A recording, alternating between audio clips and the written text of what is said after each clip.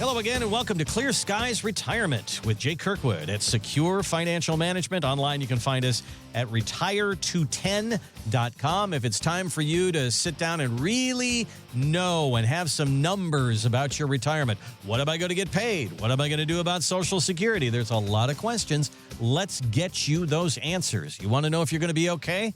Let's get you, are you going to be okay? That's right here with Jay Kirkwood. Jay, how are you doing today? Good, Randy. How have you been? I have been okay. I am anxiously watching that stock market. I'm one of those people who shouldn't look as much as I do, but I do. I can't stand it. I just got to look. I got to look. And I go through the financial headlines all the time to search for stories that you and I can kind of talk through here on the show. And I found this very interesting. And the more I read it, the more I wonder if it's really representing what it exactly is showing. And the story is about a couple of these big billionaires out there that we hear about all the time. Mark Zuckerberg, before the tariffs took place, sold millions of shares of Meta. Jamie Dimon sold millions of shares of JP Morgan Chase. And they kind of complimented these guys saying, boy, they saw something coming and they went to cash and they built up their cash reserves. And I thought, well, why aren't they smart? Maybe we should be doing that. So first of all, I know we're not billionaires, but they saw something coming and they made a move. So do we do that? If everybody's talking recession and all that kind of thing, should we be doing something like that? Yeah. So one thing to keep in mind, right? Usually with these billionaire majority shareholder type situations like Zuckerberg's in, Dimon wouldn't be a majority shareholder, but he owns a lot, right? Yeah, he does. Yeah. Usually those sales are planned out 6 months ahead of time. And right? there is the other side of this story. Yeah, exactly. It's usually they didn't. Well, the thing is, like for Zuckerberg, at least 733 million. I don't know how many shares are outstanding, but that's got to represent a fairly decent size. You couldn't wake up one morning and just put an order in to sell 733 million shares. Like you just the stock would just go bananas, right? Like right. You'd have to tranche it over a period of time to not disrupt the market. So more than likely, this was planned for some time, and because of the roles they have, all of the sales that they make are public, right? So that's how that picked up this information. If I had to make a wager on this, Randy, I would say an author had a page to fill and they're like, okay, who sold some shares before this? These guys, all right, there's a story. That's what I suspect, all right? So should we be having cash reserves? What the second part of this is it's timing the market. And I can tell you, I can give you several examples. I've given them to you on previous shows, actually, of the end result of people trying to time the market. And it doesn't end well. Doesn't turn out well. I mean, you could look at this a different way is say, hey, if you wanted to go buy a car in retirement or you wanted to buy an RV in retirement, you would go to Jay and you would say, okay, I need this amount of money out of this account. Which account should I pull it out of? And then you pull it. Maybe that's the same thing they're doing here. You know, maybe they're going to buy a house or maybe they need cash for something, an investment. And so they decided to do this. It just happened to be before the tariffs and it made them look really smart. Well, look, this is the thing is if they came in to meet with me and I said, how are your investments right now? And Zuckerberg said, everything's in Facebook. I'd say probably it shouldn't all be in Facebook. Got it. Right? Maybe we should take some of that, invest it in something else, buy some prop, whatever it might be. It's just a smart financial move to not have all your eggs in one basket. Well, that is certainly one of the things that can happen as you come in. Maybe you got some stock from your parents and, you know, they got some Home Depot or some Coca-Cola or maybe going way back even further and you got some GE and they looked at you and said, don't ever sell the GE. It's been good to us. Is it still being good to us? I mean, you got to look at that kind of thing. And that is one of the things that can come out of our x-rays, so to speak, when we sit down with you and take a look at what your holdings are. That's right. That's one of the things that we'll do for you. Give us a call. Give us a look on our website. Let's figure out where your money is, figure out what's working, maybe what's not working, and see if we can help you with that. 210-985-6200 is our number. 210-985-6200 or our website, retire2 210.com. Well, there was an interesting survey from the people at Northwestern Mutual. 2/3 of people, and we know this, don't use a financial advisor. And that's really one of the reasons that we have this show, is to kind of introduce you to Jay and show you how he does what he does. Now, Jack Otter, who works for Barron's, he was in an interview at Fox Business, and he said when people do it themselves, it's not necessarily a big mistake. Many times, it's a bunch of little mistakes. People tend not to do really dumb things. They make lots and lots of very small decisions that are wrong because they don't have the expertise. You know, they tap the Roth 401k first. Most advisors in most cases say, you know what, save that, let it compound without taxes, and tap the other sources. So that's very technical, but there's lots of little decisions that you make correctly if you have advice. All right. So, Jay, what are some of the little things that people will goof up on that could become a big thing? Yeah, I mean, the list goes on, and it's funny that you brought this up, because this is in the flying world and the aviation world, this is called the Swiss cheese model. The Swiss cheese model, and I'll explain it to you, okay? So almost always in a plane accident or plane crash, it's not one thing that caused the aircraft to crash, okay? You start going through the accident investigation, and you find out there wasn't a proper flight plan made that didn't accommodate for bad weather at a location, which means there wasn't an alternate, which means there wasn't enough fuel in there, which et cetera, et cetera. And so one leads to the next, and it starts. And so the Swiss cheese model is, eventually, if you keep placing pieces of Swiss cheese on each other, they've all got these little holes all over the place. And you start getting 3, 4, 5, 10, however many pieces there. Eventually, there's going to be a combination there where there's a hole straight through the Swiss cheese model. Gotcha. There's a hole in your plan, whether it's financial, whether it's flying. And I would say exactly the same as what this guy says. It's occasionally it happens. I've got a story where someone just did something so stupid. It was unbelievable. And they knew it afterwards as well. Okay. But that's pretty rare. I mean, I can count in my decades-long career on one hand the number of people I've met that did something really, really dumb, right? But very often it's, well, I ended up in this situation because I invested in this thing that my neighbor told me about that I didn't really understand, and I had to do it with after-tax money, so I took a big distribution from this account, and that caused a tax problem. And it's one thing, and you go through it, you're like, any one of those decisions by themselves would not be obviously a bad move to a regular person. Right. But then you add one after the next, after the next, after the next, and you look back and you're like, wow, wait, how did I get here? Yeah, it's like the Titanic, you know. If the iceberg would have hit in one little spot, but it just kept going all the way across the hull of the ship, and one thing flooded, and then the next thing flooded, and then pretty soon the ship's going down. Well, we don't want that to happen for you. Exactly. Yeah, that's a great example, actually. You know, from all the documentaries I've read, did the iceberg cause the gash that led to the water? Yes, but apparently the rudder was too small for the size of the ship there was, and there wasn't enough lifeboats. So when you start, and they took too long to start loading people into the boats, and people didn't believe it because they were told the ship couldn't sink. So when you look at that, you're like, oh, it's a tragedy. But yes, but this, and this either caused or compounded the situation. It's like dominoes, as we say many times.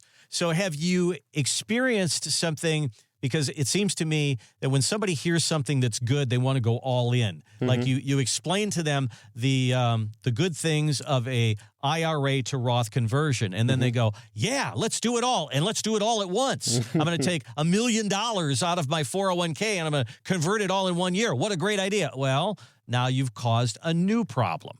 Right. Or I love the idea of an annuity, and they've put all their money in the annuity. Well, that's going to cause another problem. Well, that's actually the example I was going to give. Right. Okay. That we'll get people come in, and we're doing the planning with them. We go through the risk assessment, and they're more conservative investors, and so that's fine. It's not unusual for somebody who's going into retirement. And we'll say, okay, you know, these are the options. We're independent, so whatever you want to do, we can do it. Let's start the education process on, if we go route A, this is what it looks like. If we go route B, this is what it looks like. Pros and cons of both. and they'll hear about an annuity and, oh, I can't have any market losses. Great. I can get some income out of this thing. Great. Here's my $1 million 401k. Let's put the whole thing in there. Love what I hear. And our first response is, you're the boss. We're going to do what you like. That is not our recommendation. Let's be very clear. That's not our recommendation. Do you need some security? Yes, you need some security. Do you need some growth potential? Yes, you're probably going to have a multi-decade retirement. We need some growth in there. It's a balance. It's a blend. It's typically all or nothing is the wrong response. Yep. You're listening to Clear Skies Retirement with Jay Kirkwood at Secure Financial Management. And to find us online, you can find us at retire210.com. Retire210.com. On the bottom of the page there's a place for you to put in a little information, and that'll give us an opportunity to reach out, give you a call, and say, hey, what is it that you are really questioning right now? What did you hear on the show that kind of struck a chord with you that we can help you with? Let's start that conversation, and if that leads us to coming into the office and put the papers out on the table and finding out how we may be able to help, let's go there. 210-985-6200 is our number. 210-985-6200, or again, retire210.com. Jay has accompanied to us with a number of events that we have gone to with celebrities, and we sit down and we interview them. And I had the opportunity to talk to Bill Murray at his Caddyshack golf event. For almost 25 years, Bill Murray and his brothers have been hosting a charity golf tournament, and they've raised millions of dollars for people in the St. Augustine, Florida area. And we were just sitting down with Bill and a couple of his brothers, a couple of the sons. And as I was sitting there interviewing them, I thought, all of us have come here by plane, and we had to pay baggage fees. And all of us have sat in a hotel, and we had to pay weird hotel fees. So fees are something we all deal with. Not fun, but we deal with it. So I asked the guys, what is the most irritating fee in your life? And they all kind of lit up. Sometimes when you check out of a hotel, you get a parking fee when you don't have a car. That's to me is the most surprising. Resort fees at my family's houses.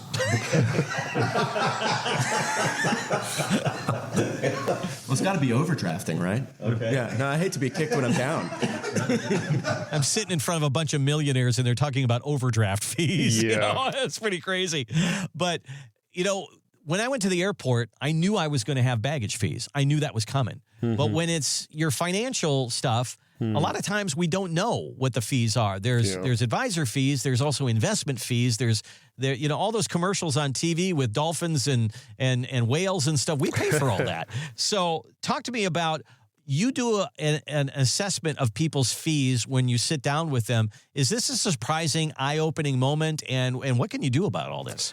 Yeah, it usually is. The biggest kind of eye-opener for clients that come over with us is, we'll do the initial meeting, put a plan together, make sure we're all on the same page, and then we'll talk about what does it look like if you want to work with us, right?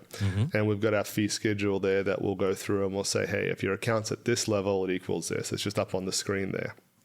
And they say, yeah, but what is the other costs? And I was like, well, this is it. Like, what you see here this is all in. And it'll be, well, the advisor that I have now, I asked them, what am I paying? And I got 5 different numbers. And I don't know what relates to what. I don't know which investment is this one, which is, and I don't even know where to start. And I said, well, what you're seeing on the screen here, that's everything. That's all in. There's nothing else that we charge for. We don't charge for the planning. We don't charge per trade or anything like that. And look, I talk about it in my book, Wall Street's Game. It's a shame and it's a disservice to people that I believe this industry is deliberately made opaque, mainly by the big guys. Who they don't want people to understand what their options are or what they're paying for. They want people in the dark. Gotcha. And in many ways, they keep us in the dark because most of us know of the word prospectus. If you have a 401k, they're going to send you that, or you're going to get it online. And it's supposed to be a breakdown of everything that goes on inside that 401k. And in tiny, tiny, tiny print, you might find what this is going to cost you. I sat down with someone from my church who is a retirement planner, and she looked at me and she says, I have something for you. I think it's going to be great.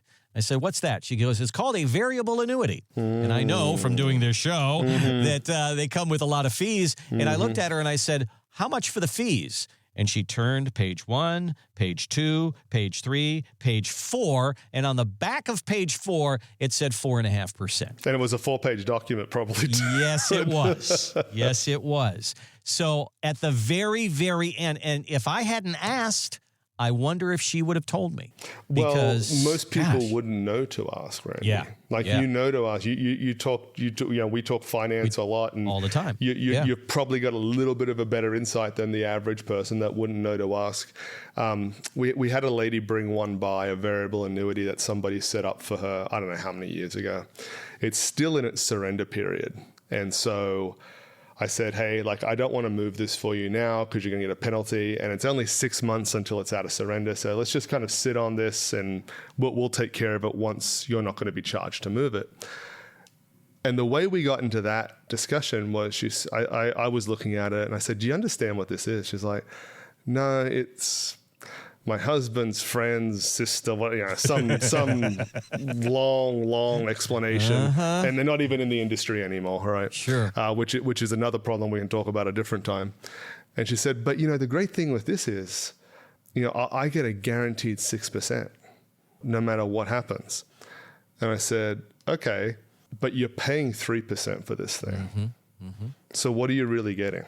You're getting 3%, right? Yeah. If you're getting 6%, but you're paying 3% to get the 6%. It's more that it's not explained. If somebody gets into that product, they understand it A to Z, okay, great, right? Then you know what you're getting into. Very, very few people do.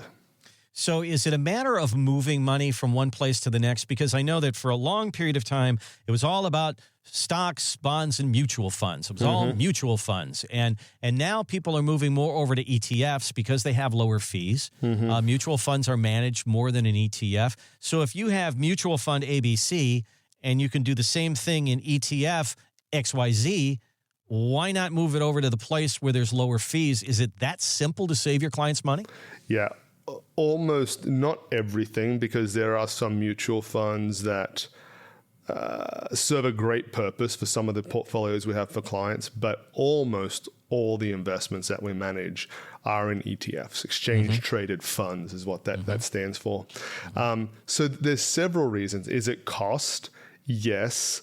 But just as important, or I think even more important, is the flexibility you have to trade. Okay, so the issue with a mutual fund is if at 10 o'clock in the morning you decide, I need to get out of this mutual fund because of whatever is going on in the markets, well, that's great, but it's not going to happen until the end of the day. Right. They trade once a day at the end of the business day, so probably the purpose of whatever you were trying to move and avoid has already played out during the day and you can't do it. ETFs are traded instantly. Like an individual stock. So you can come in, you've got more flexibility. What you tend to find with ETFs as well is that you can get much more granular with what you invest in ETFs is generally the case. So we talked in a prior show about, I've got clients that are like, hey, I think AI is going to be a big thing. I'm like, I agree with you. Which one are we going to choose to invest in, right? Because we better get it right, because most of these companies won't survive, but there'll be a handful that make it really big. Well, maybe we shouldn't choose one and we should buy a fund. We should buy a bucket that has a lot of these AI companies in there. And that way we get exposure to the winners. There'll be some losers in there, but it's not going to derail us, and we'll have exposure to the industry. There are AI funds out there that are ETFs. If there's a mutual fund one out there, I haven't seen it. So with mutual funds, one thing I've learned also is there's something called a load. Sometimes you get charged going in when you buy it, and sometimes you get charged going out as you sell it. So there's fees that go along with that. Is that something that you also see and that you deal with? Yeah, and I would say to anybody, whether you're working with us or you're not, if anyone is trying to charge you a load for a mutual fund, get yourself out of that office right away. Okay? Because there isn't a need for that. Okay. So back in the 80s, back in the early 90s, that was the way it was done, right? There was a load fee. And it's pretty excessive too. It was 5.75%. Good grief. 5.75. So I was like, you've got to make almost 6% in this thing just to get back to even. So that would be a front load. There are back end look, the simple answer to that is you should not be paying a load on the front end or the back end of any mutual fund. Run. Yeah, absolutely. Okay. You're listening to Clear Skies Retirement with Jay Kirkwood at Secure Financial Management. Little education process today about ETFs and mutual funds, all good stuff here today. If you want to sit down with Jay and talk through what you want to do for retirement, where should your money be? A lot of us, for our whole lives, all we do is we put money in, and now all of a sudden we're looking at ourselves going, what should I do? Where should my money be? And that's because pretty soon you're going to need that money. You're going to use that money. So this is the time when we need to really have somebody at our side helping us out. Retire210.com is our website. Go down to the bottom of the page. There's a form fill there where you can put a little information in and Jay will reach out to you. Or you can just give us a call right now, 210-985-6200. All right, survey from the Employee Benefit Research Institute found, this is interesting to me, of all the uproar right now, 78% of people believe they are going to have enough money to retire comfortably. That's a good sign. But 70% of those people also said they find guaranteed lifetime income very, very appealing. So we talked in previous shows, we talk all the time about replacing that paycheck as we go into our retirement years. But can you define what is guaranteed lifetime income? And is that something you're building for your clients? Yeah. We use it for quite a few of our clients. Again, I sound like a broken record when I say this. It depends on what situation somebody's in. Someone comes to us and they've got 2 Social Securities for a couple and 2 really well-funded pensions that are meeting their needs. Well, maybe there's not a need to add even more guaranteed income to that. The truth is that scenario is getting rarer and rarer to see in the office. Just pensions are not as prevalent as they used to be. Social Security is still there, but often people need more income than what Social Security is going to provide. So looking at lifetime income for some people can be an option. And this is the big thing. Once we start using the word guaranteed, that word does not exist in the investment landscape. If you're in the investment world, the word guarantee has no meaning. It doesn't really exist. You're not in the investment world anymore. You're in the life insurance world. Okay, so it's not a life insurance product, but these are mechanisms that can only be created by life insurance companies, okay? And the easiest way that I can describe it to people on the front end before we go into too much detail so they understand it conceptually is I say, you're buying yourself income. And they're like, well, what do you mean? Like, that's kind of weird. How do I buy income? Well, it's something like this. And the payouts are different for different people, but you invest or buy or put a $500,000 premium in for lifetime income, and it's going to spit out, it depends on your age and a bunch of other factors, it's going to spit out a certain amount. Let's call it $40,000 for the rest of your life. So if you think that's a good deal to essentially give up $500,000 for a promise to receive X amount of dollars for the rest of your life, that might be something that you should look more at, right? Building your own personal pension. It's not a pension because pensions are done through employers and there's ERISA laws involved and stuff. But conceptually thinking of it as the same, I think is reasonable. Social Security. What's Social Security? Social Security is an annuity, right? It's you and your employer have paid in X amount of dollars over a lifetime of working, and that is spitting out X amount of dollars in income for life. We did a lot of planning with people last year that we met with because the payout rates are so high. We've talked about this before, that the payout rates are typically tied to interest rates. If interest rates are low, your payout's not very high. As they get higher, your payout goes up. So, I said, for example, someone puts in $500,000, they get $40,000 for the rest of their life. Well, if we were 4 years ago, let's say, that 500,000 wouldn't get you 40,000. Maybe it got you 25,000. Got it. And for me, that's not a great deal. 50,000 for the rest of my life for 500 grand. That's a bit more attractive. Yeah. When you boil it all down, where am I going to put my money? There's only a few places. There's the market, there's the banks, there's the insurance company, there's real estate, and you can bury it in your backyard. That's really honest to God. That's all really that there are. So we should explore all of that, except the bury it in the backyard part. I don't recommend that. Right. Well, what if you forget where you bury it, Randy? No, that's true. My grandma did that, and I tell you what, we had a treasure hunt when she passed, let me tell you. Well, we would love to have an opportunity to talk to you about your retirement, the details of it, and build a plan. And that's what we are here for. Give us a call, give us a look at our website, and let's talk through it and see if we're a good fit.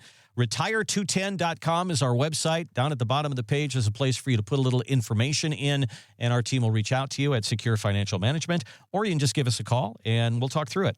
210-985-6200. 210-985-6200.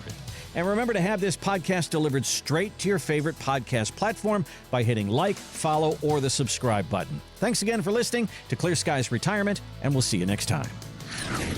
Investment advisory services offered through investment advisory representatives at Secure Financial Management, a registered investment advisor. Exposure to ideas and financial vehicles discussed are not designed nor intended to be applicable to any person's individual circumstances. It should not be considered as investment advice, nor does it constitute a recommendation that anyone engage in or refrain from a particular course of action. Past performance is not a guarantee of future results. Investments can fluctuate, and when redeemed may be worth more or less than when originally invested. Financial professionals are not licensed in all 50 states. To find out if Secure Financial Management is licensed in your state, please contact their office. Secure Financial Management is not affiliated with nor endorsed by the Social Security Administration or any other government agency. Annuity guarantees rely solely on the financial strength and claims-paying ability of the issuing insurance company. By contacting us, you may be provided with information about insurance and annuity products offered through Wholesalers Insurance. Jamin J. Kirkwood, Texas Insurance License number 1421850.